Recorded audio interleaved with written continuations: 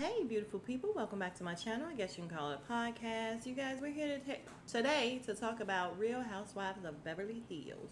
And I am watching it right now, so you guys will get my initial reaction. Um, so basically, we pick up exactly where we left off at the party, where we're at Sutton's house, where Renna is challenging. God, I can't talk tonight. She's challenging Sutton about what happened with Diana, although she wasn't there, and she even tells her, Sutton is trying to tell her, no, she was being rude to me and condescending and everything while I'm talking about my two miscarriages. And then we see the flashback of her being like, "Oh, your little blue eyes, and now you're gonna cry." Yeah, that's shitty.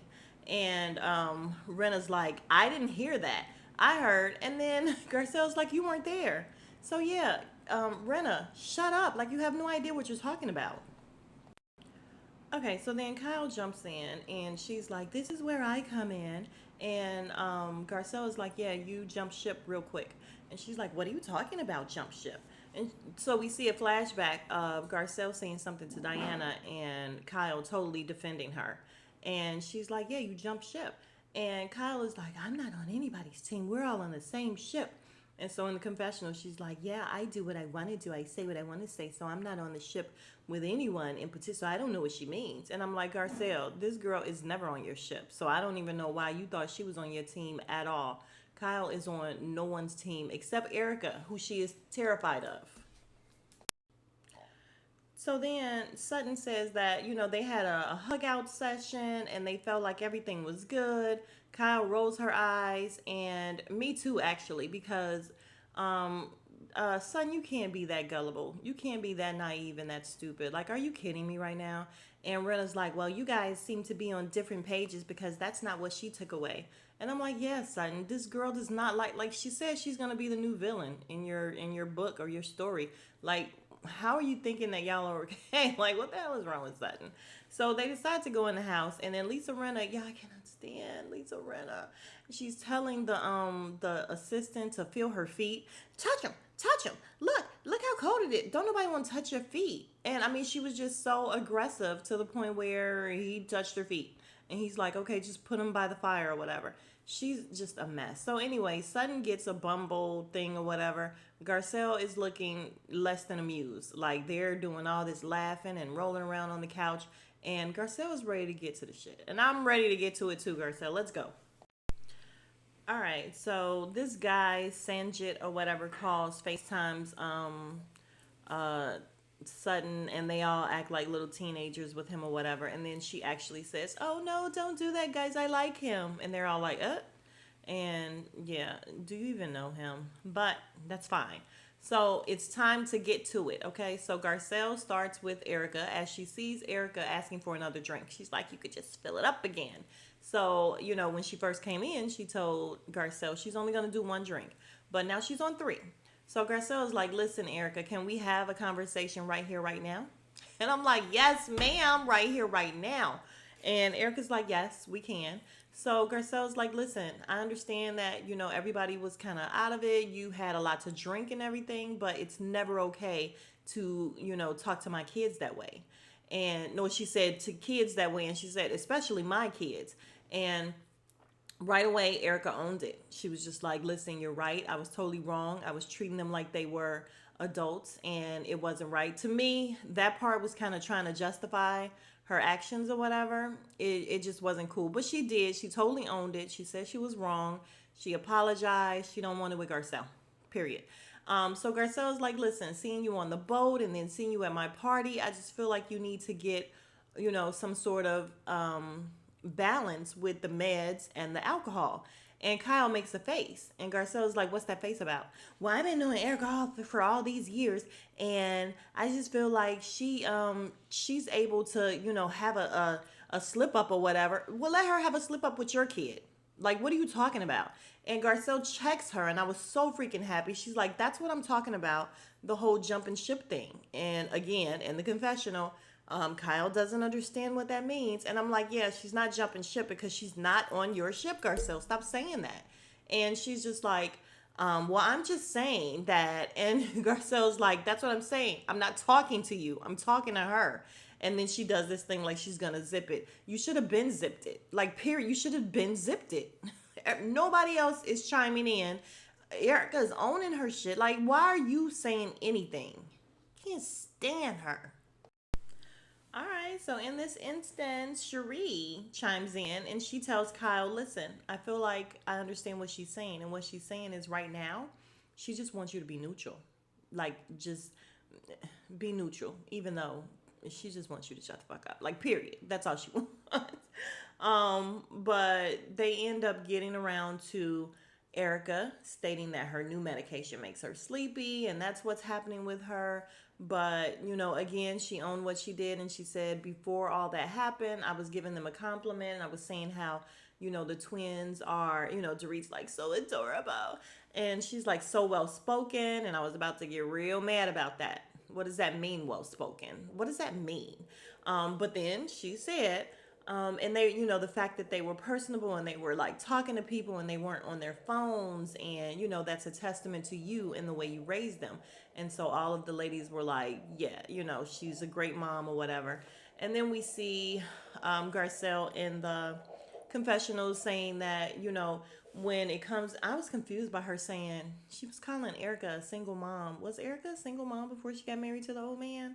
I don't remember. But she was saying that when it comes from another single mom or something like that, then it means a lot more. And she scored a point with her. So Garcelle, even though she really gives it to them when she needs to give it to them, like, well, I won't say really, but she, she says what she got to say.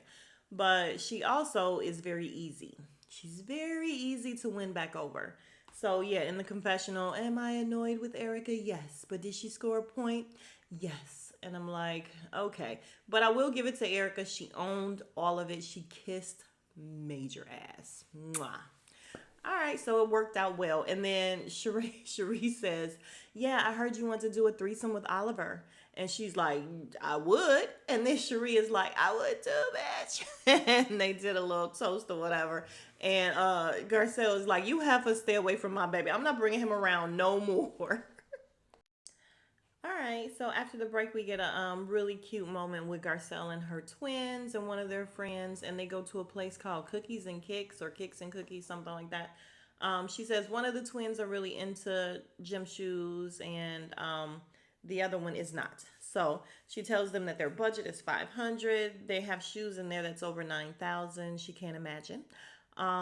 It is crazy because her her freaking bill came out to over 2,000. So I'm like, did she buy the friend shoes too? Like, I don't know.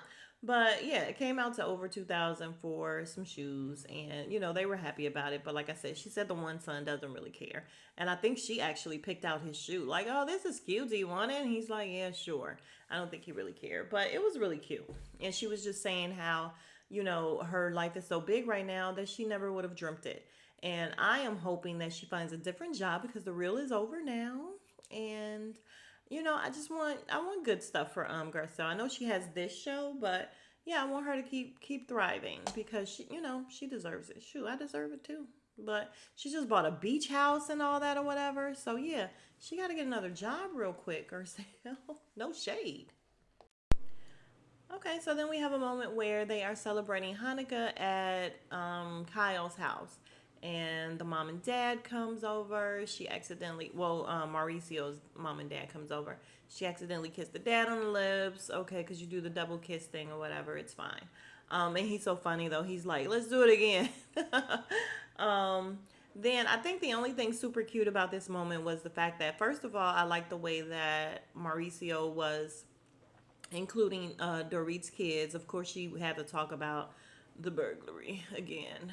PK is not here, and it just takes me back to that day and the burglary. And I don't know what kind of accent that was. I sound like Miss Doubtfire or something. But what Dorit sound like, y'all? But anyway, I just thought that it was really cute that he included them and that they knew, like her son rocked out that answer of, what is Hanukkah. And then the daughter lit the candles and they were saying the prayer, singing the songs. Cute little moment, all because of Dorit's kids. All right, y'all. I have to fast forward past Diana. I can't take anymore. Like I did a full what, like 2 or 3 minutes with her and her family that I can care less about. Her son. I'm sorry, not her son. Her boyfriend, fiance, whatever he is. Is that her husband? I think they did they get married? I don't know. But the guy that looks like her son. Like definitely he could be her son. It looks like she's sitting there with three young adults. Well, actually she is because he's young as hell. But it looks ridiculous. She's ridiculous.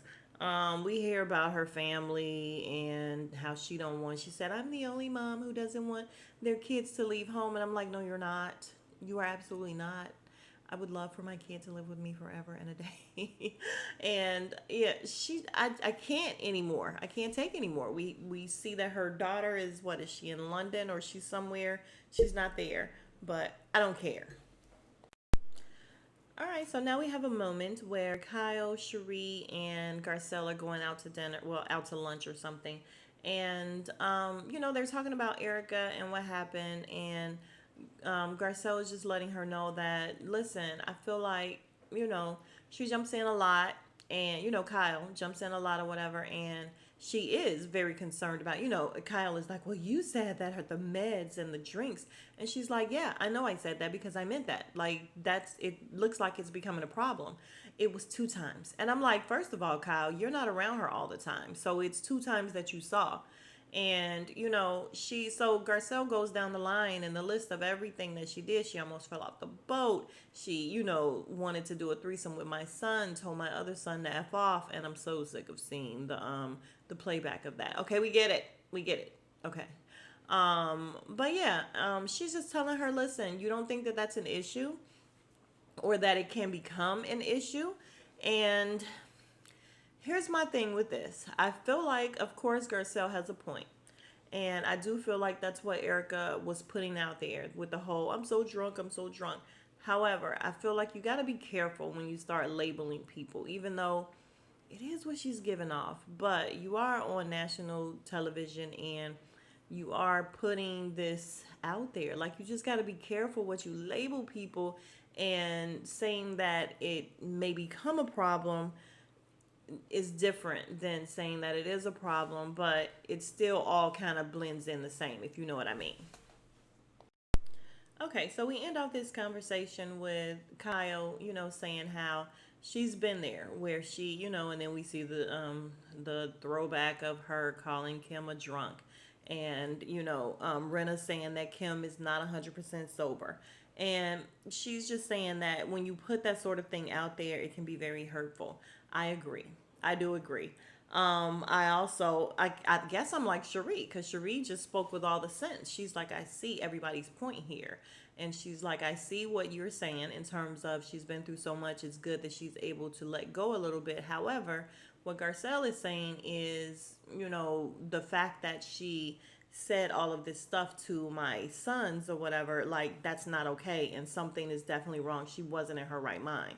So, yeah, and I like Sheree. Oh, excuse me, Cherie. I like Cherie and the fact that she's very level headed. And I feel like she's not trying to come in and be combative with anybody and just automatically take Garcelle's side or whatever. She's seeing both sides of everything and she's trying to get everyone to see the point. So I do see that and I like that. And yeah, Garcelle's just saying, listen, I've dealt with addiction with my son, and I guess she's saying that she can see the warning signs and she just want to nip it in the bud. All right, cool.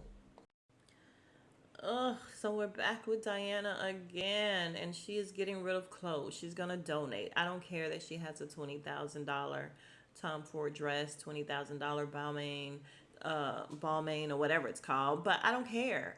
Erica comes and she's like drooling all over her stuff, but she keeps saying in the confessional how, listen, I don't care.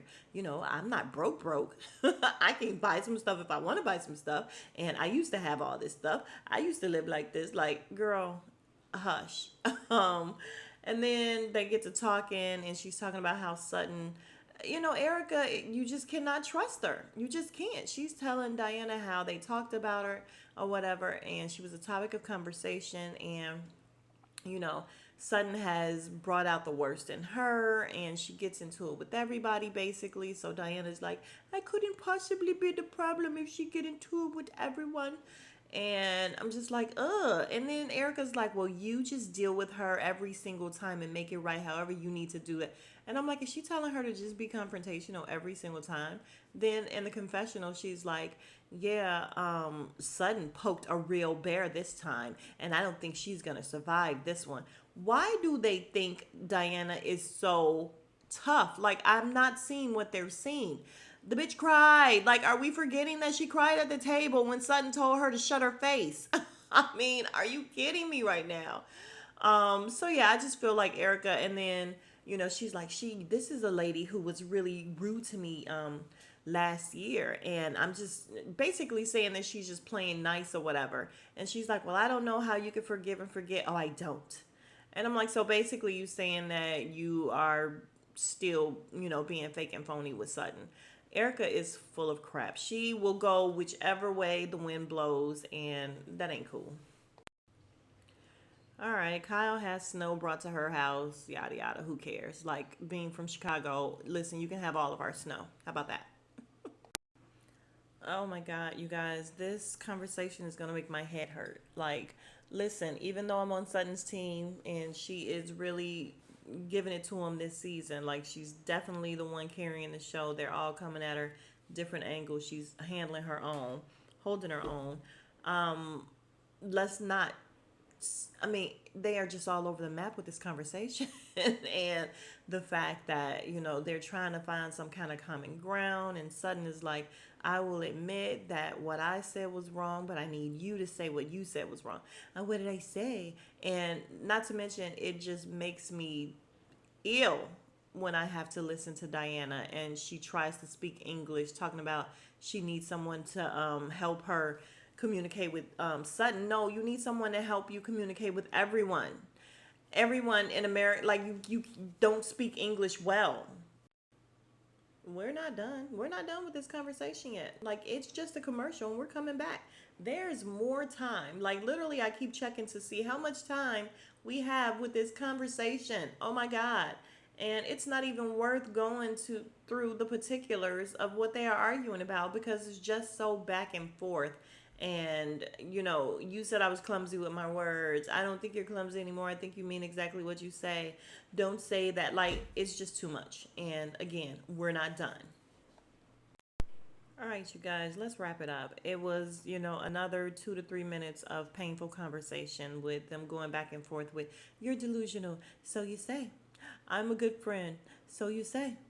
What are we gonna do from here? Diana let her know that that was the fake and phoniest hug she ever gave, and she's not here for Sutton basically. And Sutton's like, well, what do we do to move on? And I'm like, Sutton, fuck her. What are you talking about? Why are you still trying to move on with her? What are you saying? And so they basically just, say it's just not gonna work out, and they will be cordial when they see each other. Fine, they'll be pleasant. Listen, fuck this lady. Like, seriously, I can't wait until she's gone and I don't have to look at her or hear her voice again, like ever. And we know that's going to happen because she's an absolute racist. But, oh, do I have to say allegedly for that? But anyway, no. Who do I watch that call her racist Diana? I think it's Chris calls her racist Diana every time he refers to her. And I feel like it's true. So, but if you are still here, you are the real MVP. Thank you very much. And I will see you guys. Oh, I gotta say, if you have not already, please like, comment, and subscribe. Like the video, you guys. If you are an actual subby, go ahead and like the video. If you are not a subby, go ahead and become a subby. Thanks. And you guys are the real MVP for sticking it out. I appreciate you guys, and I'll see you in the next video. Smooches.